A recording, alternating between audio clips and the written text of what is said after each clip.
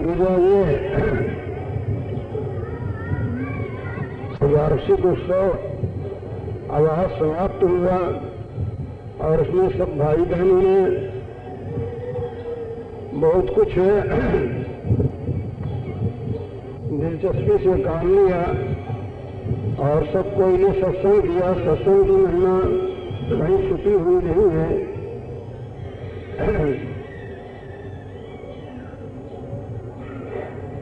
की महिमा तुलसीदास जी ने रामायण में कहा है कि सत्संगत महिमा नहीं कोई सुन आश्चर्य करें जन कोई, यानी इसको सुनकर के कोई आश्चर्य न करें कि सत्संगत की महिमा। यानी उन्होंने कहा कि काक हो तिक बकहु मराला,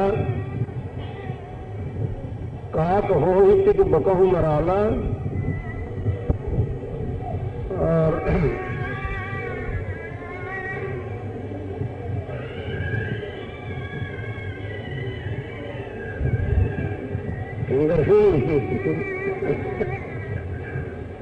फल देखिए तत्काला काक हो तो बकम मराला।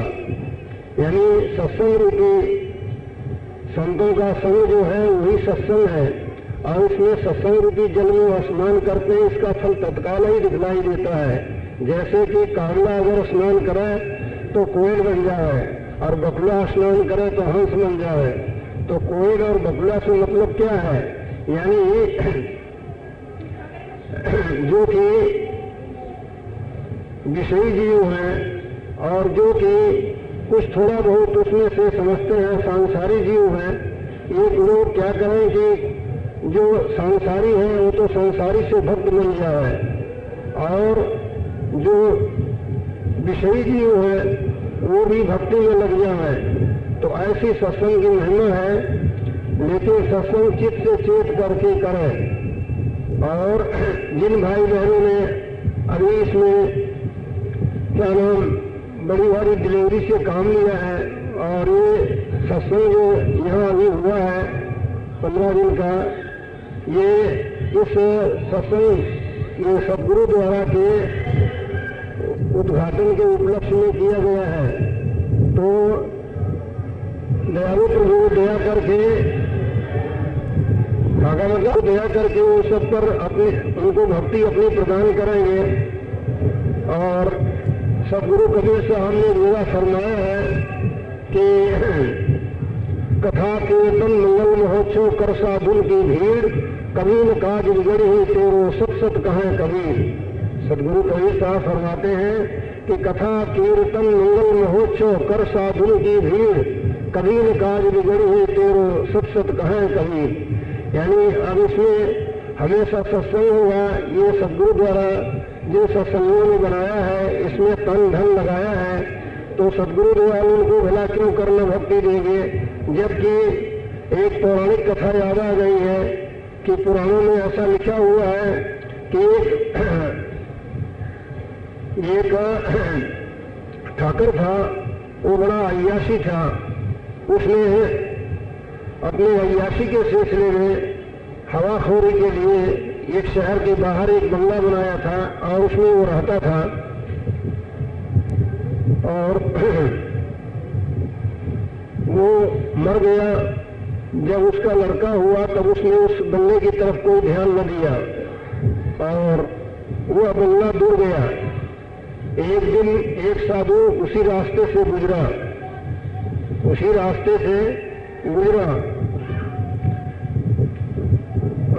सर्दी का महीना था और बादल घिरे हुए थे, बादल गरज रहा था। तो और कुछ छांटे भी पड़ने लगे।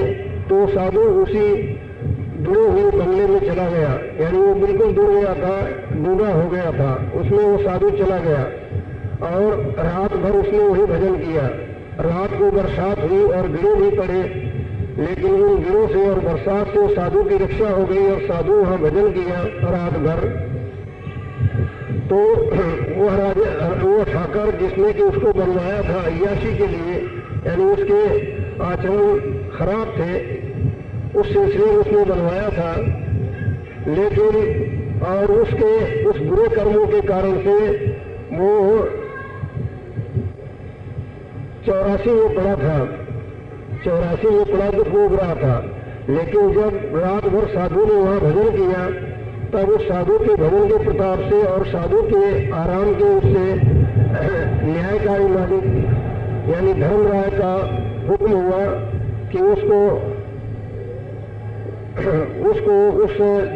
उसकी जीवात्मा को बुलाओ। उसकी जीवात्मा सूक्ष्म शरीर में धर्मराय के पास गई और धर्मराय ने उससे कहा कि भाई, तूने जो बंगला बनाया था उसमें एक रात भर एक साधु ने भजन किया है और वो साधु की वहाँ रक्षा और संभाल हुई, क्योंकि रात को पानी बरसा और गिरे पड़े सर्दी का मौसम था।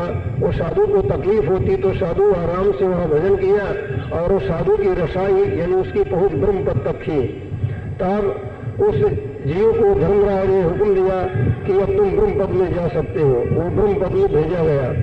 तो सोचो, कहने का मतलब ये है कि ये पौराणिक कथा इसलिए कही गई कि देखो, जब कि उसने इस ध्येय से भी नहीं बनवाया था और इस ध्येय से बनवाया अपने अय्याशी के सिलसिले में उसने बनाया था और साधु वहाँ रास्ते के ऊपर था। वो साधु वहाँ रात भर भजन किया और वहाँ आराम से रहा, जिसके प्रताप से वो क्या नाम निकाल करके 84 से और ब्रह्म पद में पहुँचाई गई उस बनाने वाले की जीवात्मा।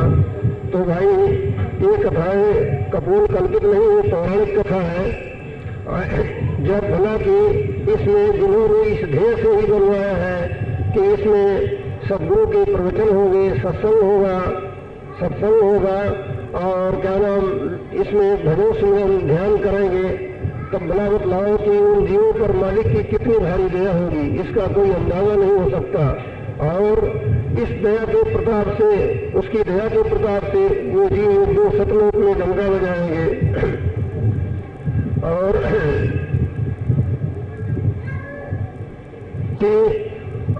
अनजान में और दूसरे ध्येय से बनाने पर इतना भारी उसको फायदा हुआ। तो जहाँ सत्संग होगा, सत्संग की महिमा बहुत भारी है। व्यास जी ने भागवत में सत्संग की महिमा बहुत कहा है, तुलसीदास जी ने रामायण में कहा है और भी तुलसीदास जी ने कहा है कि मत की रति गति भूति भलाई, जब जो जतन जहाँ जो पाई, सो जानो सत्संग प्रभाव, लोक वेद में आन पाओ। यानी अच्छी मति और गति यानी मुक्ति और कीर्ति यानी यश और ऐश्वर्य और भलापन जिसको जहाँ मिला है वो सत्संग के ही प्रताप से मिला है। तो सत्संग की महिमा बहुत भारी है। यहाँ तक कि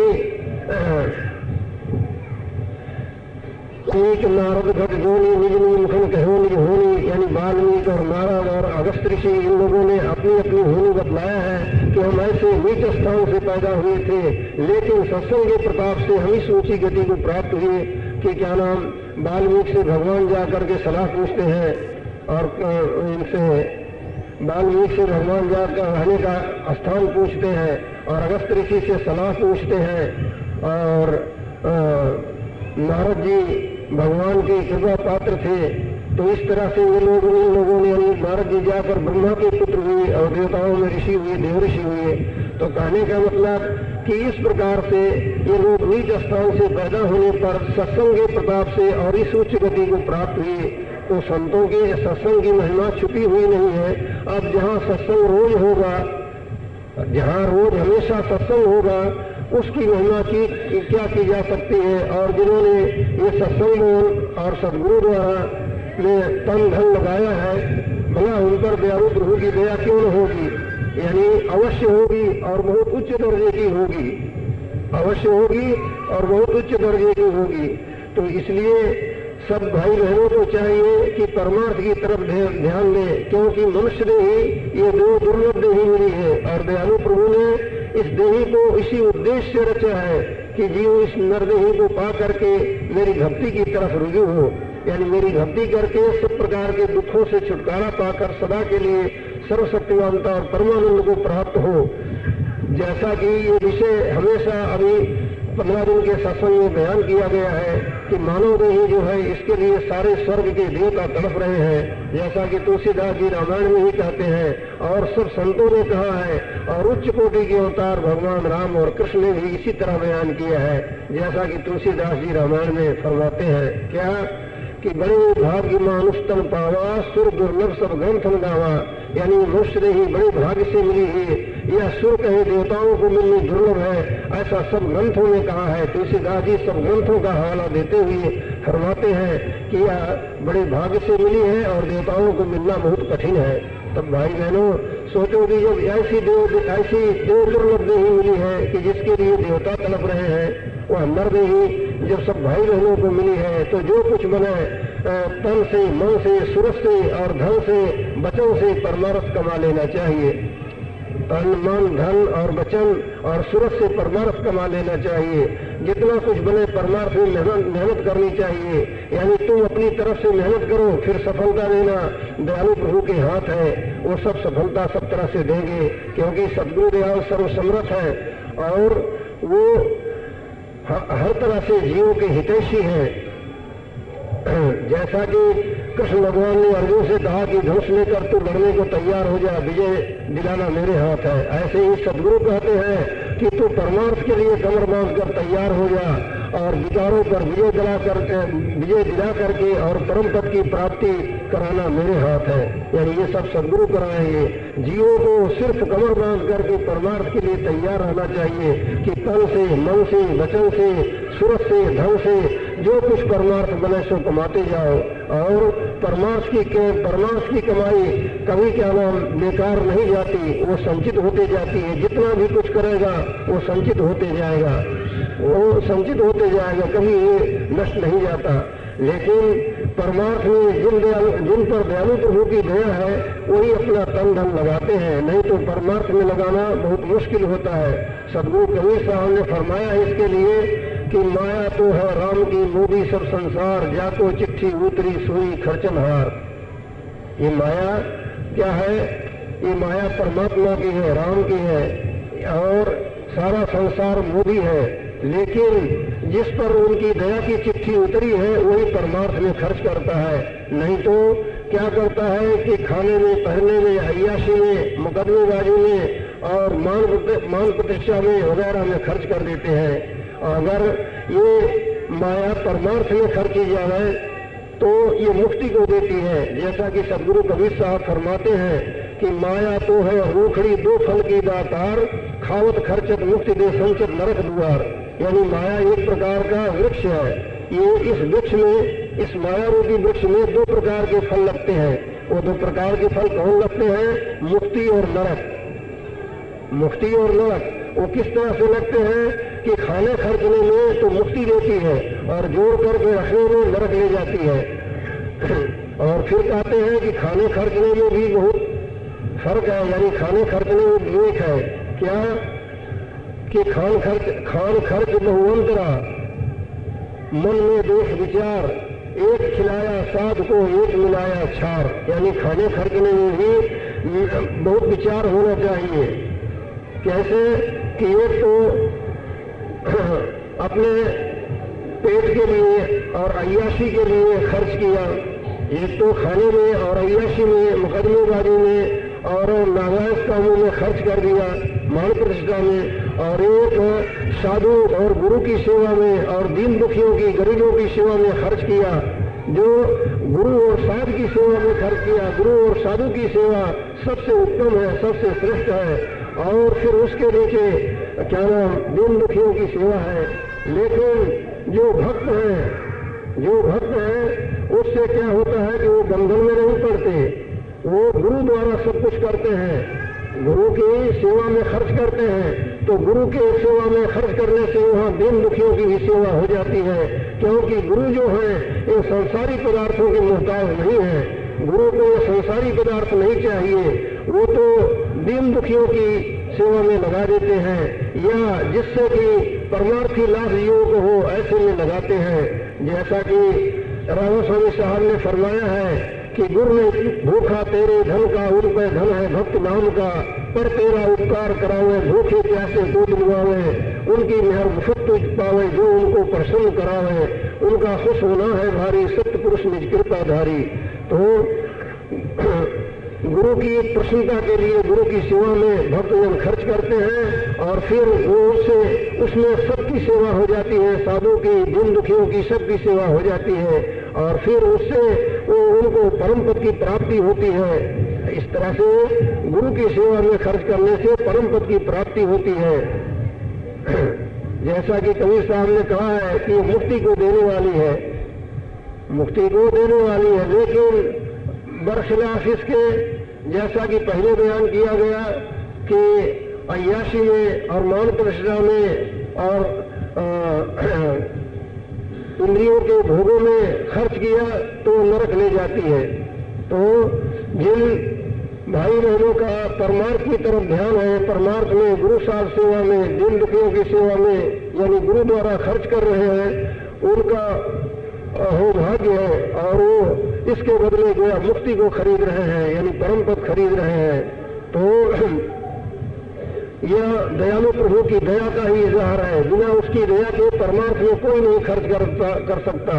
दुनिया में तो सभी खर्च कर देंगे, संसार के कामों में, मान प्रतिष्ठा में और इस सब में खर्च कर देंगे, लेकिन परमार्थ में खर्च करना ये बहुत मालिक की दया का ही इजहार है। जब उसकी दया होती है तभी परमार्थ में खर्चा होता है, यानी गुरु और साधु और क्या नाम दीन दुखियों की सेवा में तभी खर्च होता है जबकि मालिक की दया होती है। तो सत्संगियों पर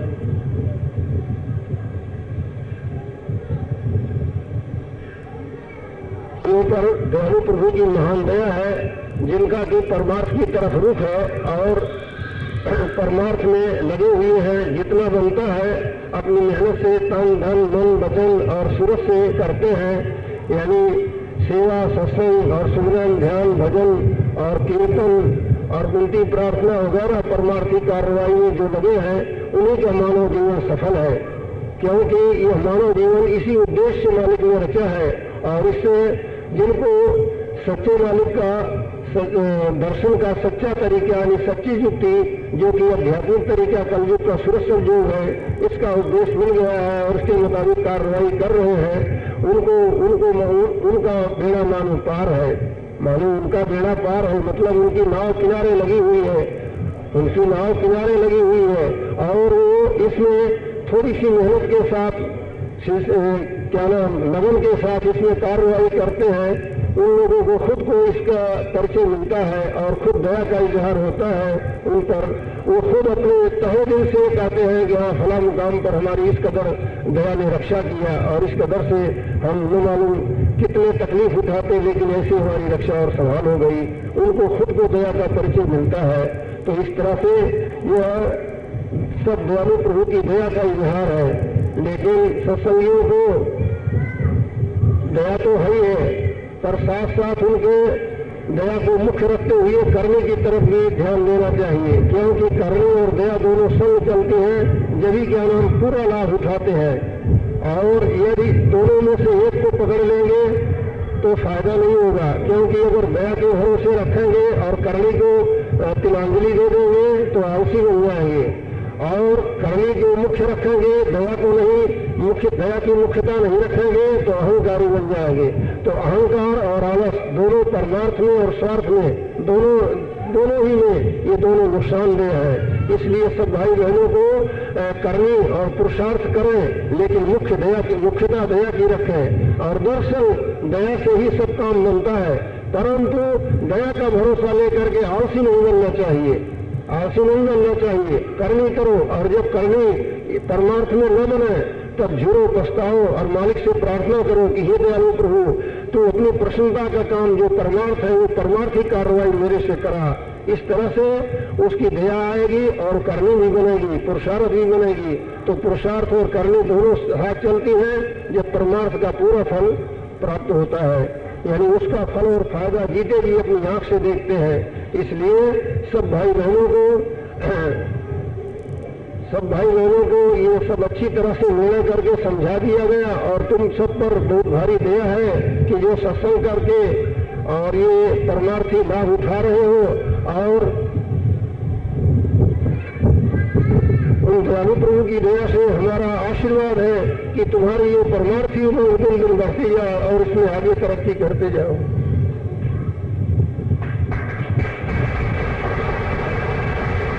चलो, आज बाप जी की पूजा हुई है, यह उत्सव भी खत्म हो रहा है। सबसे पहले वही 5 सवैया होगी, इसके बाद उर्दू का मुसद्दस सुनाया जाएगा। पहली सवैया है कि तख्त सिंहासन सोहत है गुरु, सुनिए बहुत ध्यान से। तख्त सिंहासन सोहत है गुरु, रूप मनोजल जावन वाला, माथे पे केसर नेत्र पे चश्मा, माथे पे केसर नेत्र पे चश्मा, लगा है बनापट श्वेत निराला। तख्त सिंहासन सोहत है गुरु, रूप मनोजल जावन वाला, माथे पे केसर नेत्र पे चश्मा, लगा है बनापट श्वेत निराला। किंकर जू गुरु बीच में सोहत, दूर पड़ी है हजारन माला, स्वामी विशुद्धाजु नंद दयाल, सभी सत्संगियों का रखवाला। दूसरी सवैया है रात यहाँ सत्संग रहा, गुरु जी उपदेश सुनाए रहे, सब मस्त रहे, आज तक थे यहाँ पर आज तो आंसू बहाए रहे, चित शांत रहा उपदेश सुने, परमार्थ में लिपटाए रहे, कल से यह मौज मिलेगी नहीं, सब आज ही से घबराए रहे। तीसरी सवैया है हे गुरु आप दया करना, सब पाली के हैं सतसंगी अनाथा। हे गुरु आप दया करना, सब पाली के हैं सतसंगी अनाथा, को नहीं इनका रखवार है, आप हैं साथ अनाथ के नाथा। किंकर माला हजारन सोहत, केसर तिलक लसै गुरु माथा, पार करो गुरु जी हमको, अर्जी हूँ सुनावत जोड़त हाथा। हे गुरु आप दया करना, सब पाली के हैं सतसंगी अनाथा, को नहीं इनका रखवार है, आप हैं साथ अनाथ के नाथा। किंकर माला हजारन सोहत, केसर तिलक लसै गुरु माथा, पार करो गुरु जी हमको, अर्जी हूँ सुनावत जोड़त हाथा। चौथी सवैया है पापी उदाहरण कष्ट निवारण, रोग न सावन आप गुरु, पापी उदाहरण कष्ट निवारण, रोग न सावन आप गुरु, जिनको तुमने अपनाए लिया उनके सब मिटत ताप गुरु। काल की याद जब मोही आवत, मैं उठता तब कांप गुरु, सतसंगी स्नेही है केते बड़े, परिमाला अनाप सनाप गुरु। उदाहरण कष्ट निवारण, रोग न सावन आप गुरु, जिनको तुमने अपनाए लिया उनके सब मेटत ताप गुरु। काल की याद जब मोही आवत, मैं उठता तब काप गुरु, सतसंगी स्नेही है केते बड़े, परिमाला अनाप सनाप गुरु। पांचवी सवैया है नीचे पे नाचे शीशे पे नाचे तो नीचे है मूर्ख, क्यों जग बीचे भ्रमात भुलानो। शीशे पे नाचे तो नीचे है मूर्ख, क्यों जग बीचे भ्रमात भुलानो। धाम धरा छुटी धन धाम धरा धरती छुटी है, घुटी है जब प्राण न पहियो ठिकानो। कर अंत वही गुरु कंत।